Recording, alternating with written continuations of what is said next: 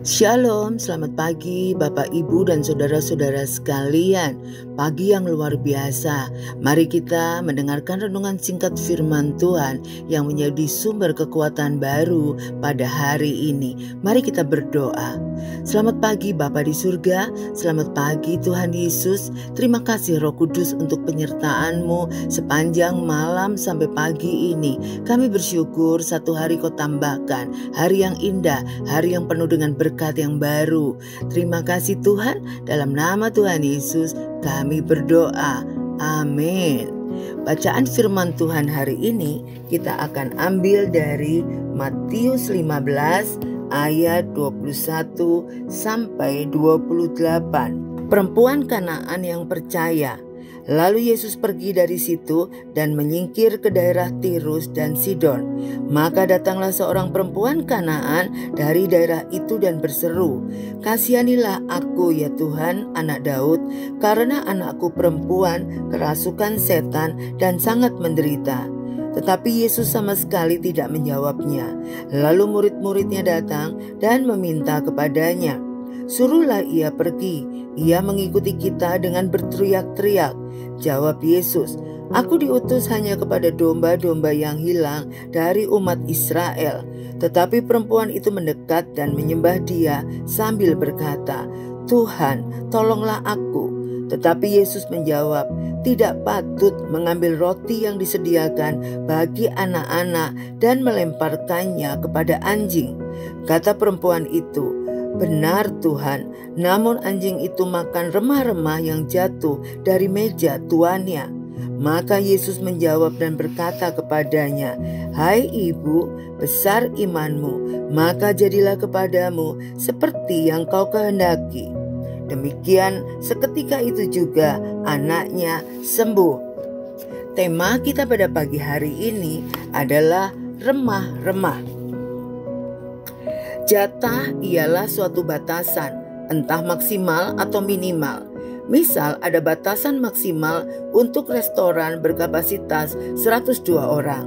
Ada batasan minimal untuk jumlah kredit yang harus diambil oleh mahasiswa dalam satu semester.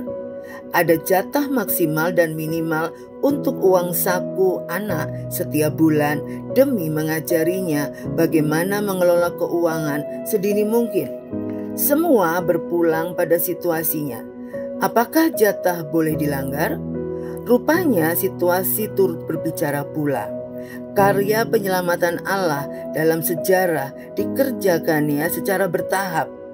Semasa kehidupan Yesus di bumi, tahapnya baru sampai di pemberitaan kabar baik kepada bangsa Yahudi ayat yang ke-24.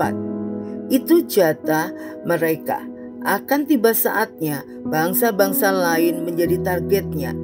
Namun di sini kita membaca jatah itu terlampaui.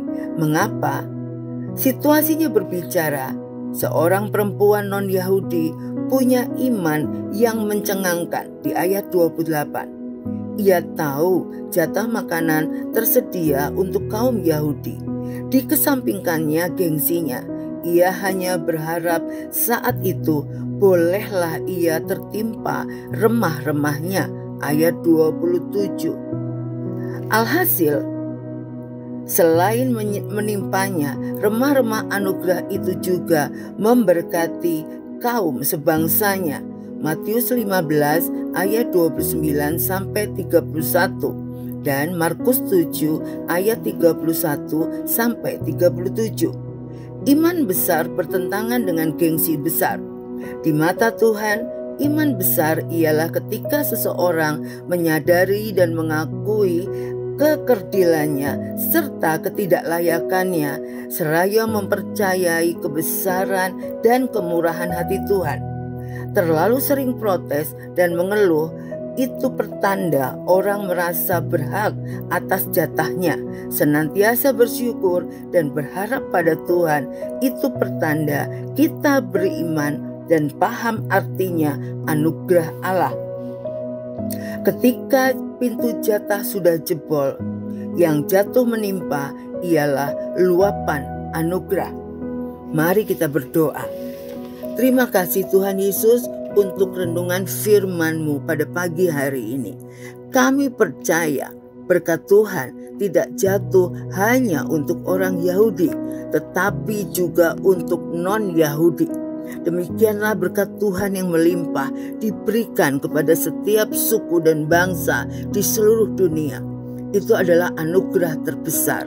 Oleh karena itu kami bersyukur Tuhan untuk keselamatan yang kami terima meskipun kami non-Yahudi. Kami bersyukur dan kami sudah berdoa hanya di dalam nama Yesus. Haleluya. Amin. Tuhan Yesus memberkati.